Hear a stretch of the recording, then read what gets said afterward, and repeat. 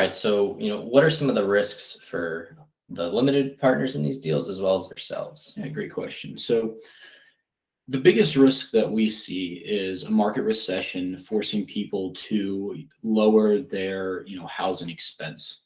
And the way we've tried to mitigate that risk is investing in rental quality assets that are, mid-grade assets. We're not investing at the top of the market. So our asset class won't be as affected by people minimizing their living expenses since they're already affordable. And to expand on that, for an example, the 20-unit complex we bought, market median income is $65,000 a year.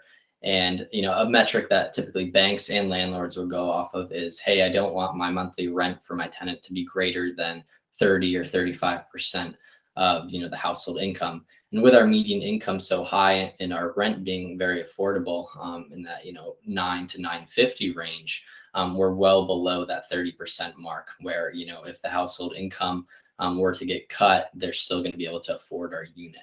And then, another thing that could potentially go wrong, a risk there is our projections. If, we're projecting a certain valuation on our refinance or our sale on year 2 or year 6, obviously the further out we go, it's not realistic to say this is what the value is going to be in 10 years. So we try and, project those things relatively conservatively.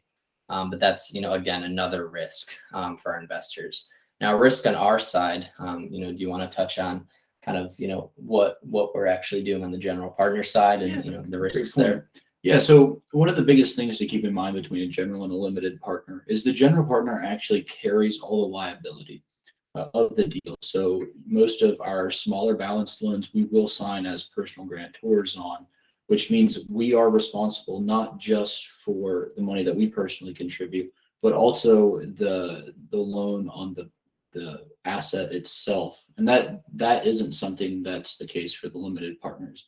They're only liable for the money that they contribute to the deal. Yeah, great point there.